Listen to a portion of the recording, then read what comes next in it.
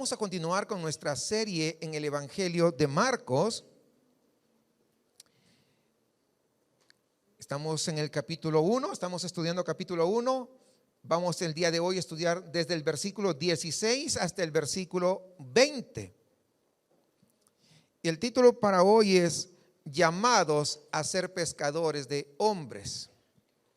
Quisiera que me acompañen con la lectura. Marcos capítulo 1, versículo 16 al 20. Andando junto al mar de Galilea, vio a Simón y a Andrés su hermano, que echaban la red en el mar, porque eran pescadores. Y les dijo Jesús: venid en pos de mí, y haré que seáis pescadores de hombres. Y dejando luego sus redes, le siguieron. Pasando de allí un poco más adelante, vio a Jacobo, hijo de Zebedeo, y a Juan su hermano, también ellos en la barca, que remendaban las redes. Y luego los llamó. Y dejando a su padre Zebedeo en la barca con los jornaleros, le siguieron. Oremos al Señor. Amado Padre, nos acercamos, Señor, una vez más en esta mañana, y lo hacemos con reverencia en el nombre de Jesús. Anhelamos, Señor, que tú nos alimentes, que tú nos hables, que tú sensibilices nuestro corazón. Ayúdanos a poder retener tu palabra, pero sobre todo reflexionar y ponerlo en práctica. Que de nuestro corazón orgulloso, Señor, y egocentrista, no salga ningún pero para obedecer tu perfecta voluntad. De forma personal, yo reconozco que mis limitaciones son grandes, por lo cual suplico que tu Espíritu Santo pueda ser el que nos hable a todos nosotros, y que yo, como un vaso de barro, pueda ser usado para la gloria tuya, Señor. Te pido esto en Cristo Jesús. Amén. Tal vez una de las amenazas más grandes para el cristianismo o para la iglesia no vengan de afuera, sino dentro de ella, dentro de la iglesia. Y usted ya estará diciendo: este pastor, ¿qué le pasó? Fíjense esto. Tal vez pueden provenir de malos entendidos, porque somos muy dados a hablar más rápido que escuchar. Cuando Dios nos dio dos oídos para escuchar más y una sola boca para tal vez hablar menos. No lo dice la Biblia, estoy diciendo de una cuestión de sentido común. Tal vez vengan de las distorsiones que se pueden dar dentro de la iglesia, dentro de las manipulaciones muchas veces de la fe y de la doctrina, y que este tipo de situaciones que estoy mencionando, no menciono todas, pero que este tipo muchas veces lo que hacen es alejar tu fe de poder enfocarte en Cristo, y lo convierten en un enfoque centrado en uno mismo, en el hombre, en las personas, en ese yo, que de por sí ya es bastante alto nuestro ego, y lo estamos tornando a esto. Y yo quiero que escuche con atención esta verdad que voy a enunciar. Jesús no vino a este mundo a hacer que tu vida funcione, sino a emplearte en su obra para cumplir su misión. Tal vez choca, Porque nosotros queremos un Dios que haga lo que queremos nosotros. Pero Él quiere usarte a ti que te ha salvado, para cumplir no tu misión, la misión de Él, que es mucho más grande, mucho más perfecta, mucho más sabia, mucho más justa, y podemos seguir con todos los adjetivos. ¿Por qué cree que hay personas que son incrédulas y prosperan grandemente? Bueno, estudiando, ¿verdad? Haciendo carrera, en fin. Pero Dios quiere emplearte a ti para la obra de Él. Y no es que Dios no pueda hacer. Imagínense, simplemente dio la palabra y las cosas sucedieron, y las cosas, en el principio no había nada y de la nada Dios hizo que existieran. ¿Cómo no va a poder hacer más cosas? Pero Él, en su soberanía, Él decidió darte parte en su obra. Por lo tanto, deberíamos todos considerarnos privilegiados que Dios nos use. No nos necesita. Y a pesar de eso, nos quiere emplear. Ahora, lo que yo estoy diciendo, hermanos, esta es una manera muy diferente de pensar de nuestra fe. ¿Por qué? Porque hay un cristianismo por todas partes. Se pueden leer en miles de páginas web, en el Facebook, en YouTube. Lo puedes encontrar incluso en las librerías cristianas, donde este cristianismo que menciona, que estoy mencionando, no se parece en absoluto al cristianismo del Evangelio de Marcos. No se parece al cristianismo del Nuevo Testamento. Quiero en esta mañana leerles una cita bastante larga. A menudo ustedes que me conocen saben que no hago citas muy grandes. Sí hago citas pequeñas, pero ahora voy a hacer una cita bastante grande. Mientras nosotros vamos reflexionando en esta increíble transición que tiene lugar justamente en estos momentos en el Evangelio de Marcos, en el que Jesús, el Salvador del mundo, comienza a confiar su misión redentora a sus discípulos que Él ha llamado. Y nos enfrentamos a lo que es un tema a lo largo de todo el Evangelio de Marcos: la naturaleza y el costo del discipulado. Eso está plasmado en todo el Evangelio.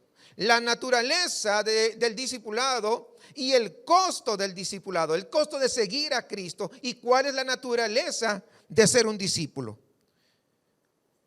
Muchas veces pensamos, creemos que solamente estamos llamados a ser receptores de la gracia de Dios. No. Nosotros estamos a ser discípulos de un Dios de gracia y a formar parte, cuando ya somos salvos, a formar parte de esa misión de gracia. Y aunque vamos a decir, está muy claro que estos hombres que son llamados lo son para una misión particular de una sola vez como discípulos o apóstoles de Cristo, definitivamente, hermanos, hay mucho que aprender en este pasaje cuando comienza a introducirnos poco a poco en el tema del discipulado. La cita que voy a leer y que mencioné hace un momento es referencia a un libro de David Henderson, y está escribiendo cómo es que el cristianismo ha sido transformado. Este libro se llama Máquina expendedora de la deidad, más o menos es la traducción. Las máquinas expendedoras son las máquinas que uno encuentra, que hay muchos dulces, chocolates, galletas, que va y le pone una moneda, ¿verdad? Y escoge usted qué cosa quiere y es lo que sale. A ese tipo de máquinas. Pero en este caso está hablando divino. Y fíjense bien, así se llama, es el título del libro, Vending Machine Diary. Entonces, fíjense bien lo que dice. Quisiera leerlo. Es una gran tentación hacer que el cristianismo atraiga a los buscadores, tergiversando la fe como una relación a través de Cristo con un Dios que es una máquina expendedora divina en el cielo y está allí para satisfacer todas las necesidades. infeliz, sin atractivo, no tienes éxito, estás soltero, no tienes satisfacción, ven a Cristo y Él te dará todo lo que pidas. Nos olvidamos de que Dios no está principalmente en el negocio de satisfacer necesidades. Cuando hacemos lo que sea, lo sacamos del lugar que le corresponde. ¿Cuál es? En el centro de nuestras vidas, y nos ponemos nosotros en su lugar. Dios está en el negocio de ser Dios. El cristianismo no puede reducirse a que Dios satisfaga las necesidades de la gente. Y cuando intentamos hacerlo, invariablemente distorsionamos parte del mensaje cristiano. La agenda de Dios es mostrar su gloria y promover su reino en todo el mundo. Es llamar a la humanidad a postrarse, a inclinarse ante Él en adoración, devoción, dependencia y servicio. Es invitar a los hombres y mujeres a salir de esa búsqueda hueca de vivir para sí mismos y a una vida consumida por ellos. Es hacer de sus seguidores hombres y mujeres de profunda confianza y carácter, la clase de individuos semejantes a Cristo con los que Dios se complace en pasar la eternidad. El mero hecho de utilizar la necesidad como base principal para dar sentido a la vida cristiana nos aleja automáticamente de la forma en que los creyentes han entendido la fe durante siglos. ¿Por qué? Porque Dios ya no ocupa el centro del escenario. Términos como amor propio, autoexpresión, autoconfianza, autorrealización. Debes saber que ninguno de estos términos adornan las páginas de las Escrituras. Y son estos los que comienzan a dominar la conversación de la iglesia. Mientras tanto, otras palabras sacadas directamente de la Biblia, como entrega de sí mismo, sacrificio de sí mismo, abnegación, autocontrol, están cayendo en desuso. El yo, muy grande y justo en el centro, excluye las nociones de un Dios santo, de un yo caído, de un don de gracia infravalorado en Cristo Jesús y de una llamada divina a la totalidad de la vida. Cuando esto sucede, podemos estar predicando, podemos estar compartiendo la fe, pero lo que estamos comunicando no es un cristianismo genuino. En el cristianismo, el único lugar donde no puede estar el yo es en el centro. Ese lugar solamente le corresponde a Dios. Les dije, era una cita larga, pero bien valía la pena leerlo. En este momento, hermanos, significativo, en el que nos enfrentamos de nuevo a quién es Jesús y cómo le responderemos de nuevo a Cristo, vamos a darnos cuenta que es el centro del escenario. Quisiera volver a leer una vez más el pasaje que ya leímos de Marcos 1, 16 al 20. Andando junto al mar de Galilea, vio a Simón y a Andrés su hermano que echaban la red en el mar porque eran pescadores. Y les dijo Jesús: venid en pos de mí y haré que seáis pescadores de hombres. Y dejando luego sus redes, le siguieron. Pasando de ahí un poco más adelante, vio a Jacobo, hijo de Zebedeo, y a Juan su hermano, también ellos en la barca que remendaban las redes, y luego los llamó, y dejando a su padre Zebedeo en la barca con los jornaleros, le siguieron. Quiero que reflexionen juntamente conmigo. En primer lugar, al examinar estos versículos sobre la manera, sobre la forma en que Marcos cuenta la historia, es realmente única, porque en todos los sentidos, si usted se da cuenta, Jesús es el protagonista de todo. Hay muchos detalles que tal vez usted o yo esperaríamos que pudieran estar descritos aquí y que no están registrados por Marcos. Nosotros tenemos muy poco conocimiento de qué estaba pasando en la mente de esos hombres en el momento que Jesús los llamó. No sabemos qué conversación pudieron haber tenido entre ellos. Ni idea. Tampoco tenemos una idea de cómo se despidieron de su familia, de sus padres, porque estaban con ellos. ¿Cómo lo hicieron? No sabemos. Tampoco tenemos conocimiento del debate interno que pudo haber tenido lugar, evidentemente. Tenemos muy poco conocimiento, no sabemos casi nada sobre ese tipo de drama humano que sería interesante tal vez para nosotros saber y que de alguna manera podría ser una especie de perspectiva humana para de repente tratar de comprender cómo ellos pensaban en ese tiempo. Sin embargo, Marcos, ¿sabe lo que hace? Tiene mucho cuidado al contar esta historia de una manera diferente. No se trata tanto la historia de los discípulos, sino la historia del Mesías, Cristo Jesús. Y por eso es que solamente resalta a Él, si usted se da cuenta. Su plan, su propósito, su autoridad, su poder. Jesús está al frente y al centro de todo. Y la razón por que la historia tiene que ser así es que ese es el núcleo de lo que significa ser un verdadero discípulo de Jesús. El núcleo de eso es reconocer que lo que Dios hace es que viene e invade tu vida y se coloca en el centro de lo que tú eres. No le tuviste que dar permiso. Él vino directamente, intersecta tu vida, intersecta tu corazón, intersecta tus pensamientos y dice: yo voy a ser tu Señor. No es como a veces dicen: oh, Él es un caballero y Él te respeta. No, tengamos cuidado, es soberano.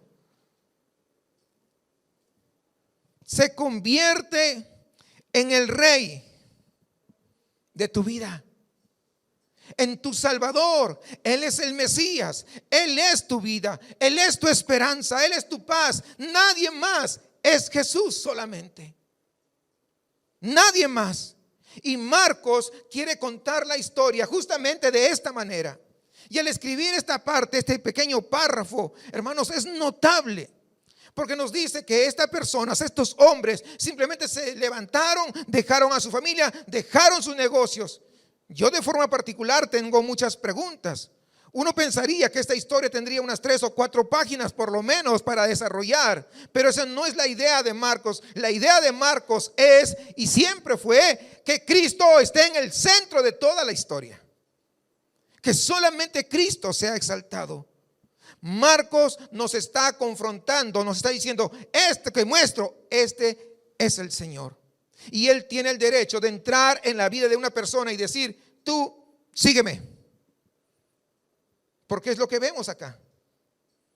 No vemos que le fue y le pidió permiso.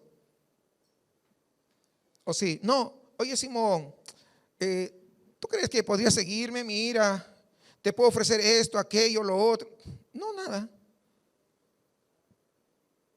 Estamos viendo a un Dios que es soberano. No es un diosito, es un Dios que es soberano. Que cuando viene, intersecta tu vida y te va a decir: sígueme. Sígueme. Y por eso Marcos está dispuesto a frustrarnos tal vez un poco. Está dispuesto a dejar nuestras preguntas sin respuesta respecto a los detalles, porque somos muy curiosos, queremos los detalles. ¿Saben por qué lo hace Marcos? Porque no quiere que nada nos distraiga. Porque muchas veces nos perdemos en los detalles y en lugar de mantenernos en el centro.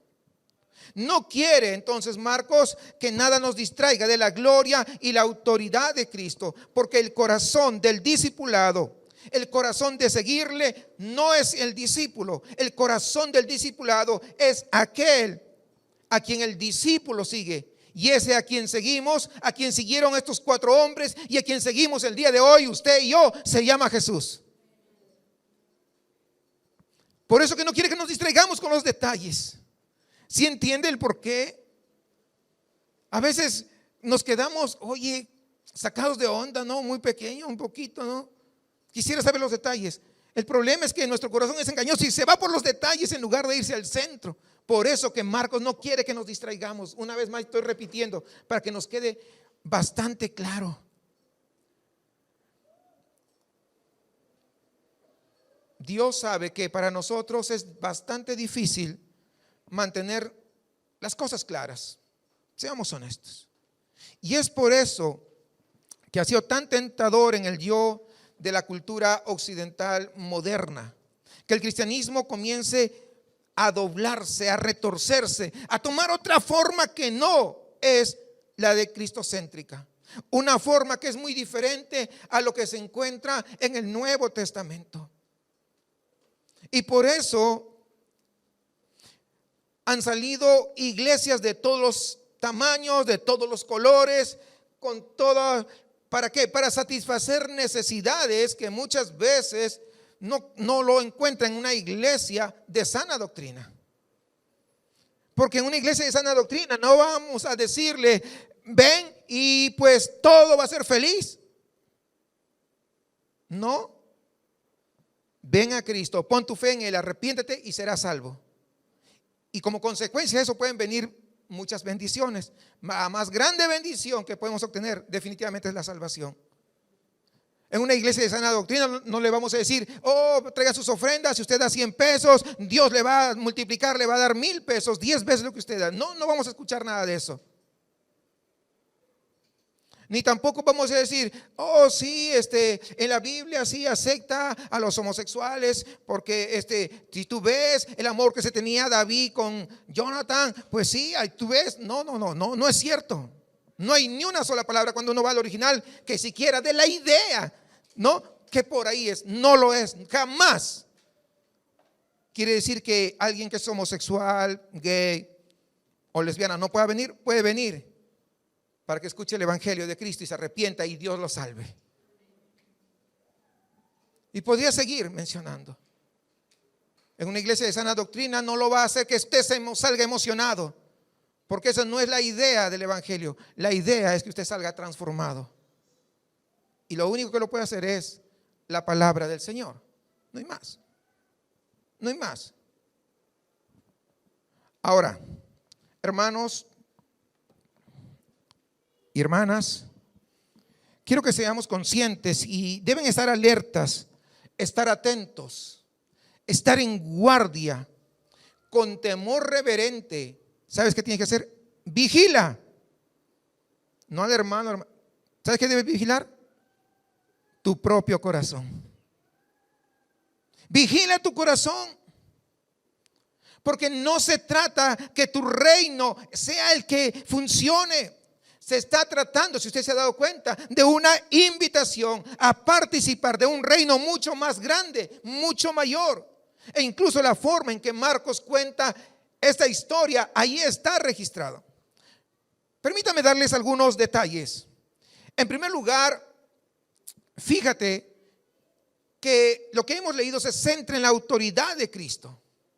Pues fíjate bien, qué audacia el de acercarse a estos hombres con pocas explicaciones y decirle, ustedes síganme, tengo un plan para ustedes. Van a seguir pescando, pero ahora van a pescar a hombres, así que vengan. Y que ellos simplemente lo dejen y se vayan siguiendo. Ahora, usted y yo no tenemos esa autoridad. Esto es una imagen asombrosa de la posición de Cristo. Este es el Señor, este es el Mesías, este es el Cristo. Y Él tiene el derecho de entrar en la vida de las personas y decir, tengo un plan para ti, así que sígueme. Ser discípulo entonces es someterse a la autoridad de Jesús. ¿Va entendiendo ello? Ser discípulo es someterse a esa autoridad. Él tiene autoridad de entrar en nuestras vidas y llamarnos a su propósito, no al nuestro.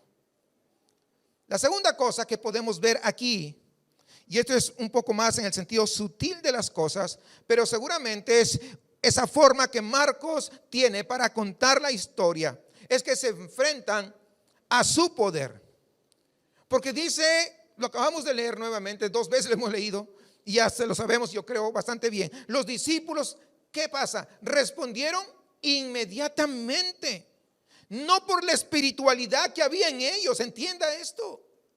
No porque ellos eran los mejores de todos los que estaban ahí, no, sino por el poder de aquel que los estaba llamando. Los estaba llamando por el poder de su gracia. Y había un poder irresistible en ese llamado y con inmediatez. Y por eso respondieron. ¿Sí entiende? Porque de forma natural, ¿eso se daría? No, claro que no. Todos sabemos que no ocurre de manera natural. Esto tiene que haber sido una experiencia sobrenatural, ¿cierto? ¿Sí o no? Claro, hermanos. O sea, tenemos que ver eso. Ahora, en tercer lugar, antes de pasar esto, este llamado, hermanos,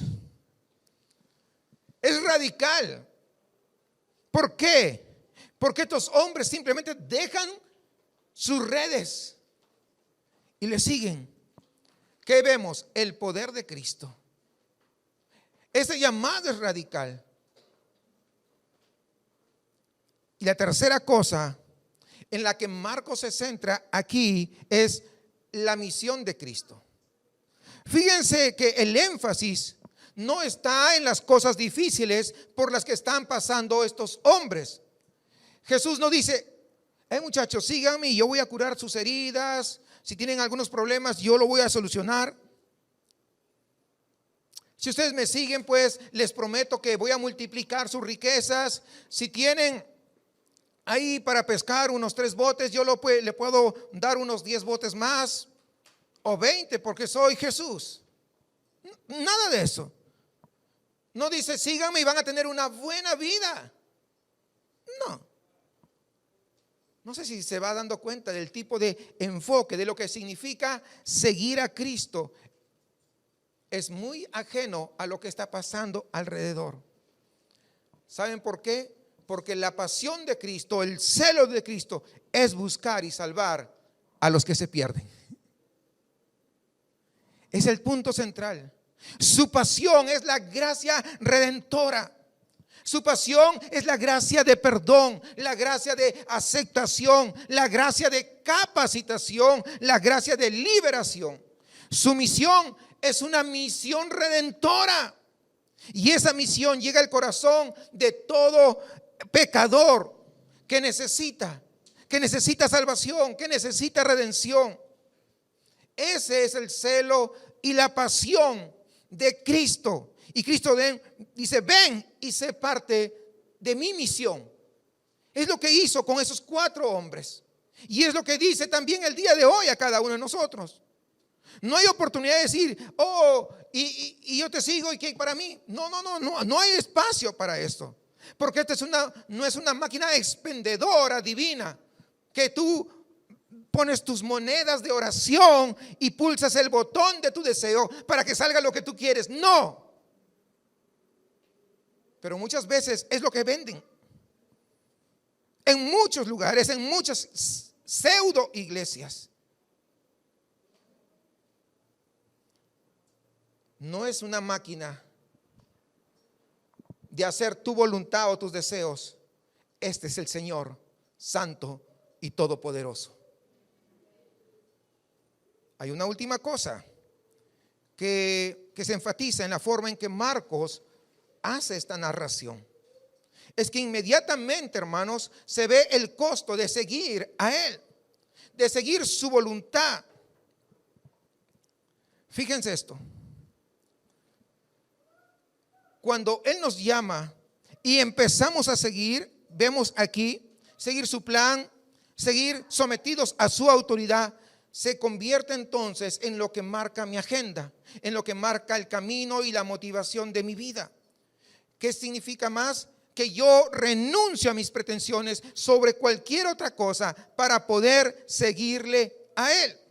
Seguirle a Él se convierte de ahora en adelante en la búsqueda más importante de mi vida. No estoy diciendo que si usted trabaja, deje el trabajo, no tiene nada que ver, estamos hablando de otras cosas, por si acaso. Qué manera tan fascinante de Marcos de contar esta historia, cómo lo está haciendo.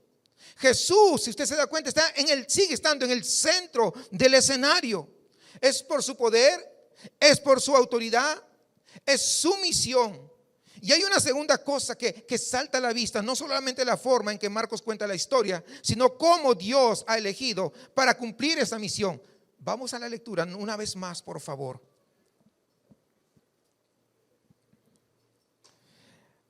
Andando junto al mar de Galilea, vio a Simón y a Andrés su hermano que echaban la red en el mar porque eran pescadores. Y les dijo Jesús: venid en pos de mí y haré que seáis pescadores de hombres. Dejando luego sus redes, le siguieron. Pasando de ahí un poco más adelante, vio a Jacobo, hijo de Zebedeo, y a Juan su hermano, también ellos en la barca, que remendaban las redes, y luego los llamó, y dejando a su padre Zebedeo en la barca con los jornaleros, le siguieron. De nuevo, es un momento notable. Hay una transición significativa, como mencioné al comenzar, que en este momento Jesús comienza a confiar su misión a sus discípulos, comienza a confiar su misión a la gente, y es una cosa asombrosa en la que deberíamos de considerar, deberíamos de pensar. Sabemos algunas cosas sobre estos hombres. Si tú fueras el Mesías y fueras a elegir a tus primeros 4 discípulos, te pregunto, ¿tú los habrías elegido a estos? Piensa en la historia de Simón Pedro. Ese carácter impetuoso que tenía, que llegó hasta negarlo a Cristo, y ustedes saben toda esa parte. Conocemos algo de él. ¿Jesús lo sabía? Por supuesto, es Dios. Yo pregunto, ¿ustedes hubiesen elegido a estos 4? Piensa en Santiago y Juan, que estaban más preocupados por quién iba a ser más grande en el reino que por la obra del reino. ¿Lo hubieses elegido? Ahora bien, y presta atención a esto, maravíllate con esto. Es extraordinario que Dios llame a personas necesitadas de gracia. ¿Me entendiste bien? Es extraordinario que Dios llame a personas necesitadas de gracia para que sean instrumentos de la gracia transformadora que Él ofrece. Esa es la maravilla de la misión, hermanos. Que Dios llame a personas que están rotas, que están quebradas, para que sean instrumentos de sanación. Dios llama a personas todavía necesitadas de redención para que sean instrumentos de redención. La maravilla de la gracia no es solamente lo que la gracia es capaz de hacer, sino que parte de la maravilla de la gracia es a quien la gracia emplea para hacer su trabajo. Y de nuevo, pregunto, ¿no pone esto a Cristo en el centro del escenario nuevamente? Porque nadie es llamado por méritos. Nadie es salvo por méritos. Y cuando te llaman para pastor, no es porque estudiaste en un distinguido seminario, hiciste un máster y luego un doctorado, un PhD. Nada de eso. Los que estamos en las ciudades, tal vez muchas veces nos ufanamos de todo lo que sabemos. Pero ¿qué de aquella gente que de repente no tiene esas posibilidades, que viven en lo recóndito de las serranías o de la parte de la selva donde no hay ni acceso al internet? Y aún en medio de eso Dios llama a siervos suyos. ¿Sí se da cuenta? ¿Sí se da cuenta de lo extraordinario de la gracia? Que no importa tu nivel cultural, qué tan alto o qué tan bajo. Que no importa tu nivel social, a qué estatus perteneces. Y aún en medio de ello, Dios, que puede haberlo hecho todo, lo puede hacer todo, se fija en cada uno de nosotros para salvarnos, para hacernos discípulos y utilizarnos como portadores de su gracia para que otros también vengan a la salvación. ¿No es maravilloso que nos haga parte de su plan, hermanos? Estás trabajando con el Señor, no con cualquiera. Estos hombres que estamos leyendo aquí no son llamados por los que son llamados por quien es Cristo. Y eso es el Evangelio. Y eso, hermanos, ¿saben qué? No nos deja mucho espacio, que digamos, para el orgullo. No nos deja mucho espacio para presumir. Es que Dios me llamó por esto, por aquello o por lo otro. Porque el Evangelio nunca predica nuestra suficiencia. El Evangelio lo único que predica es la suficiencia de la gracia de Cristo. Y lo ves aquí. ¿Qué discípulos tan torpes son estos? Podríamos decir. ¿Qué hombres tan necesitados son estos? ¿Qué confusión y extravío vive en sus corazones? Incluso cuando ya son elegidos para ser discípulos, todavía en sus corazones estaban ahí medios confusos. Y esa es la historia de las Escrituras. Piensa en Abraham, el padre de la fe. Piensa en su historia, una historia desordenada, que cuántas veces falló en su fe, siendo el padre de la fe. Su mujer estuvo a punto de acostarse con un rey para que a él no lo mataran. Le faltó y podríamos vemos a Moisés, esa historia complicada de su vida, que aún para escapar de Egipto tuvo que matar a uno porque estaba abusando de otro judío y se tuvo que escapar de ahí. Y aún así, fíjate, personas rotas, quebradas, que la sociedad no daría ni siquiera un peso, pero Dios los restaura y los usa y los llama para la gloria de su nombre. Eso es lo extraordinario, hermanos, de la gracia.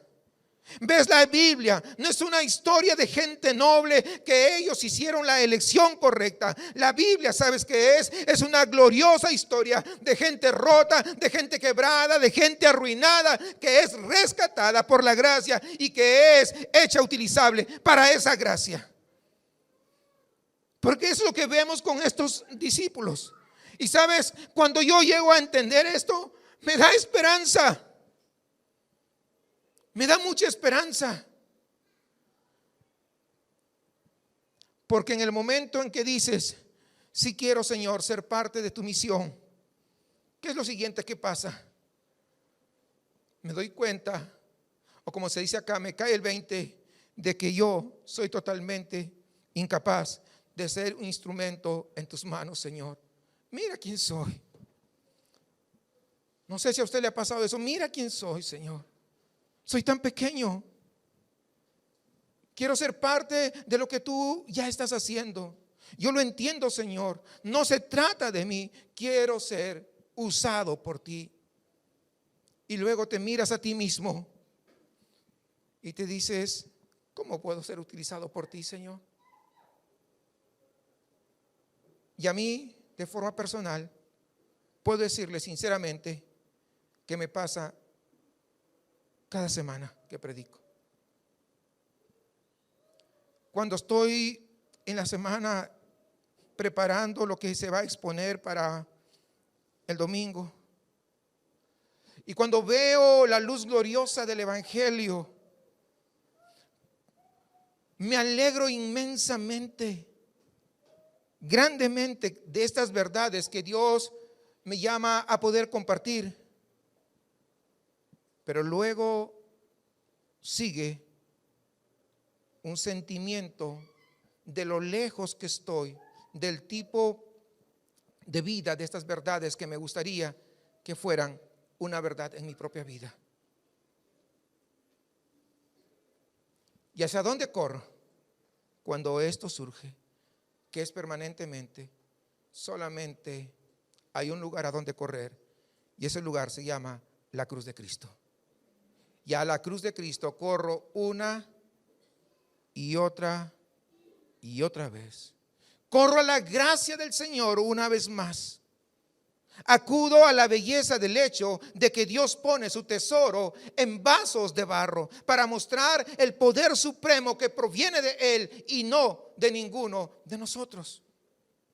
Lo que te califica No es tu dignidad lo que te califica. ¿Sabes qué cosa es? La voluntad de Él para tu vida. No hay evidencia de que Jesús se diga a sí mismo: oh, he escudriñado a toda la gente de Palestina el día de hoy, y ustedes cuatro, Simón, su hermano, y así los cuatro, son los ejemplos más nobles que he podido encontrar en toda Palestina, así que síganme. No lo hay. No hay evidencia. Nosotros sabemos que no es así.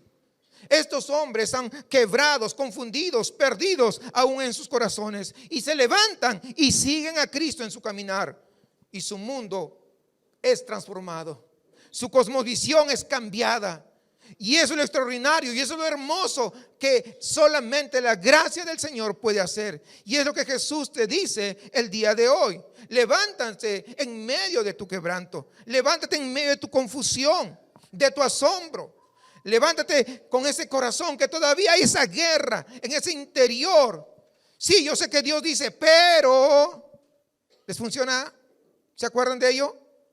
Yo sé que Dios dice esto, pero, y todos sus benditos peros sean arrancados de raíz de nuestro corazón, de tal manera que podamos ir y decirle: aquí estoy, dispuesto a seguirte, dispuesto a seguirte. Sígueme, dice Jesús también, aún sigue diciendo el día de hoy. Y observa lo que puedo hacer a través de aquellos que están dispuestos a formar parte de la obra del Evangelio. Tú ve, nada más. Yo me voy a encargar, dice el Señor, de atraer a esa gente a través de ti. Amén. Tú ve. Yo me voy a encargar. Es lo que está diciendo el Señor. Él está en control de todo. Yo me voy a encargar, no eres tú. Ah, que me da pena. Tú ve. Y yo me voy a encargar de traer a esa gente a través de ti. Esa es la misión. Una vez más, la maravilla de la gracia no es solo lo que la gracia es capaz de hacer, sino que también la gracia, vamos a decir, ¿a quién es que elige emplear? Y eso es a todos nosotros que estamos acá reunidos en este lugar, que somos la iglesia del Señor. Son dos cosas importantes: no solamente lo que hace, sino a quien elige para poder ser canales de esa gracia. Y hay una tercera perspectiva que se desprende de este pequeño fragmento que hemos leído, ¿verdad? 16 al 20, 5 versículos prácticamente que hemos leído de esta historia que registra Marcos. Se trata de la naturaleza del discipulado. Aunque seguramente, hermanos, deberíamos decir que el llamado de estos 4 hombres que hemos leído es único. Sin embargo, nosotros podemos aprender de este llamado, porque Marcos de alguna manera va a extender o a expandir ese tema del discipulado a todos los discípulos de Cristo, a todos los seguidores del Señor. Y así comienza a introducirnos a este tema. ¿Qué significa ser discípulo de Jesús? ¿Asistir a la iglesia significará? ¿Cantar? Bueno, eso es parte, pero no es todo. ¿De qué se trata realmente? Yo quiero mencionar solo 3 cosas en este día y luego vamos a culminar. ¿Les parece? Primero, ser un discípulo de Cristo significa sumisión a la autoridad de Él. Número 1, sumisión a la autoridad de Él. Una de las acciones que tiene lugar en el corazón de una persona que viene a Cristo, una de las cosas que deja ir, una de las cosas que tú pides perdón, es esto: dejas ir tu propia autoridad sobre tu vida y pides perdón. ¿Por qué? Por esas intenciones divinas, y te sometes entonces a la autoridad del Señor. Ya no quieres ser tu propio Dios, quieres que Él gobierne sobre tu vida. ¿Sí quedó claro? Este es un llamado radical aquí. No hay tal cosa en el Nuevo Testamento como discipulado a tiempo parcial. No lo hay. O estás viviendo bajo la autoridad de Cristo o estás estableciendo tu propia autoridad. No hay más. No hay más. Porque esa sumisión a la autoridad de Cristo, hermanos, no es primero un conjunto de palabras, no es un conjunto de acciones, es primero una rendición del corazón. Es por ahí que tiene que empezar. Y es la misma rendición que estaba ausente en el pueblo de Dios en el Antiguo Testamento, lo que disgustó enormemente a Dios. No quiero solo una parte de la dimensión religiosa de tu vida. Eso no me importa. Eso es realmente abominación a mis ojos. Lo que yo quiero es tu corazón. Cristo, te recordará, persigue a los fariseos. ¿Por qué? Por ese chocante externalismo, lo que mostraban de forma exterior, por su religiosidad, porque no había una entrega genuina a Dios. Solamente estaban mostrando apariencias y apariencias y apariencias. Y por eso estos hombres, que eran los líderes religiosos de ese tiempo, fueron incapaces de reconocer al Mesías. No lo reconocieron. Con tanto conocimiento, con tanto entendimiento, habían leído y sabían muy bien la Torá al revés y al derecho, y no reconocieron al Mesías, no reconocieron a Jesús. Y por eso Dios quiere la entrega de nuestros corazones, que entreguemos nuestros pensamientos, nuestros motivos, nuestros deseos, nuestros anhelos, nuestros propósitos más profundos, las ansias más íntimas, las motivaciones más recónditas de nuestros corazones. Quiere que lo pongamos a la cruz. Tú no lo puedes gobernar a tu corazón. Recuerda, engañoso es el corazón más que todas las cosas. Dice un teólogo que nuestro corazón es una fábrica de ídolos. Hoy estás adorando a algo, pero de aquí a 1 minuto, a 5 minutos estás adorando a otra cosa. Y más tarde, en 1 hora, estarás adorando a otra cosa. Y constantemente estás en una adoración constante y plena. A menos que te satures de Cristo y su evangelio. Es lo único. Es lo único. ¿Acaso no se da cuenta que aun cuando está orando, usted está orando una cosa y de pronto los pensamientos ya volaron? ¿Se ha dado cuenta o no? Bueno, si no se da cuenta es porque no ora, ¿verdad? Pero los que oran sabemos que eso es lo que ocurre. Eso es lo que pasa. No somos tan santos. Y por eso yo les digo, si yo oro es porque necesito del Señor. No soy tan espiritual, es porque soy un pecador. Y yo sé, esos pensamientos vienen por aquí, vienen por allá. ¿Y qué hago pensando eso? Y me arrepiento de mi arrepentimiento anterior. Creo que fue Watson que dijo: aún nuestras lágrimas que brotan de nuestros ojos en arrepentimiento necesitan ser sumergidas en la sangre de Cristo. O sea, es profundo eso, ¿cierto? Bastante profundo. Es que así somos. Así somos. Ahora bien, entonces, en primer lugar, el discipulado significa sumisión a la autoridad de Cristo, en primer lugar, ¿cierto? ¿Quedó claro? En segundo lugar, significa, ¿sabe qué cosa? Obediencia a su llamado. Que no solo en todos los sentidos estoy reconociendo ahora que yo estoy bajo una nueva autoridad, sino que me someto a ese llamado de este Dios, a la autoridad que Él hace a mi vida. Su llamado en mis pensamientos, su llamado en mi matrimonio. ¿Sí? ¿No quieren hablar de matrimonio? Pues sí, también su llamado en mis amistades. ¿Cuáles son mis amistades? Su llamado en cada dimensión de mi vida. Mi pregunta no es ¿qué me haría feliz?, sino lo que el Mesías me ha llamado a hacer en el ámbito de mi vida. Y eso es mucho más importante. Y hay una tercera área. El discipulado significa lealtad a su misión. Ya he dicho que el celo o la pasión de Cristo es buscar y salvar a los que están perdidos. Lo dije hace un momento. Él es el redentor. Y ese es el deseo, la pasión de su corazón. Y ese también tendría que ser nuestro celo y nuestra pasión, que otros también vengan a la salvación. Así como Cristo nos salvó, que otros también puedan venir. Es un llamado a la obediencia, no es opcional.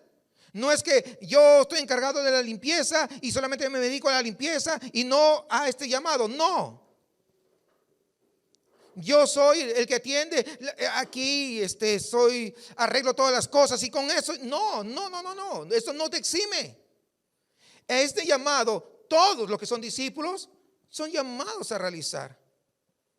Ay, es que no sé hablar. ¿Y quién te dijo que necesitas hablar demasiado bien? ¿No dice el Señor que Él va a hablar, Él los va a atraer hacia ti? Es así como funciona. Tú solamente, mira, los que están en los días miércoles atentos, nosotros, les hice la ilustración, somos como una tubería nada más, por donde pasa el agua, por donde pasa la gracia de Dios. Eso es todo. ¿De qué se gloría la tubería? ¿Qué hizo la tubería? Nada, solamente sirvió de un canal. Es lo que vamos a hacer nosotros. Entonces, ese pretexto, ay, tengo poquitas palabras, no sé mucho, etcétera, no tienen. Si no, mire ahí en la serie, las excusas, cómo son respondidas a la luz de la palabra. Hermanos, nosotros no somos meros recipientes de la gracia de Dios. Nosotros no somos esponjas para solamente recibir y recepcionar todo esto. No, de ninguna manera. Nosotros somos conductores de esa gracia para los demás. Y entonces tenemos que comenzar a anhelar a ser la luz del mundo, anhelar ser la sal de la tierra. Anhelamos ser la mirada de su rostro, el tono de su voz, el toque de su mano. Anhelamos encarnar su amor, anhelamos hablar de su gracia a otros, que así como Dios nos ha salvado, que otros también puedan llegar a ser salvos. Y nosotros, hermanos, como discípulos, no nos cansamos de contar aquella vieja historia de la cruz, que Jesucristo vino a salvar pecadores. No puedes ver lo que significa ser un discípulo sin sumisión a la autoridad de Cristo, sin obediencia a su llamado, sin lealtad a su misión. Si tú no estás siendo leal a su misión, te necesitas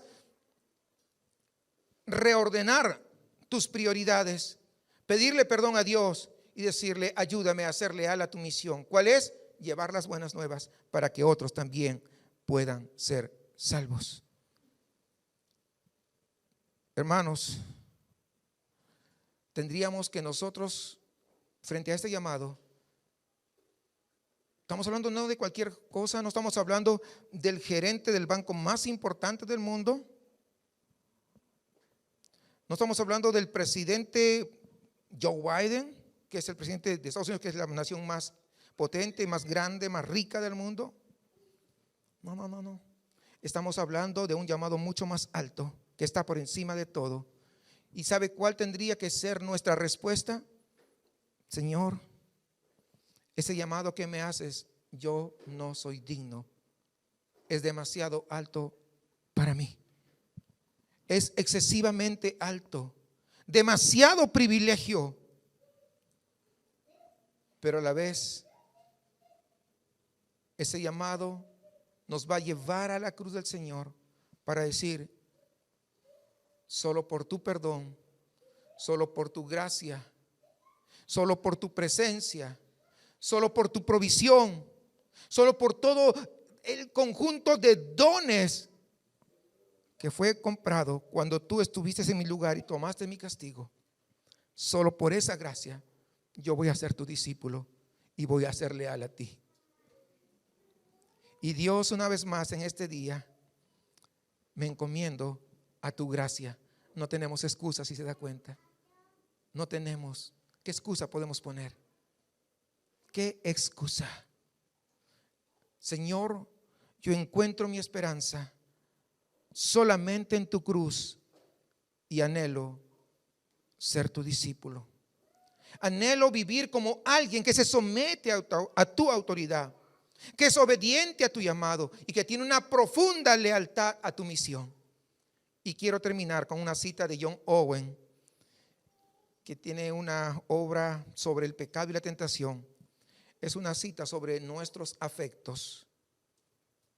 Y antes de la cita te pregunto, ¿dónde están tus afectos el día de hoy? ¿Qué hay en tu corazón ahora mismo? ¿Qué es lo que más te alegra ahora? ¿Qué te ha estado alegrando a lo largo de la semana? ¿Qué cosas están reclamando tus deseos y tus pensamientos? ¿Es el Rey Cristo y su misión? ¿Es el amor por la historia de la cruz y el deseo de llevar esa historia a la gente que no la conoce? ¿O se trata de ti? Voy a la lectura de este pequeño párrafo de John Owen. Dice: cuando alguien pone sus afectos en la cruz y en el amor de Cristo, crucifica al mundo como una cosa muerta e indeseable. Las trampas del pecado pierden su atractivo y desaparecen. Llena tus afectos con la cruz de Cristo y no encontrarás espacio para el pecado. Que Dios nos ayude, hermanos, por su gracia, a ser discípulos verdaderos, con Cristo crucificado en el centro, persiguiendo con alegría su misión, y que todo esto lleve más gloria a su nombre.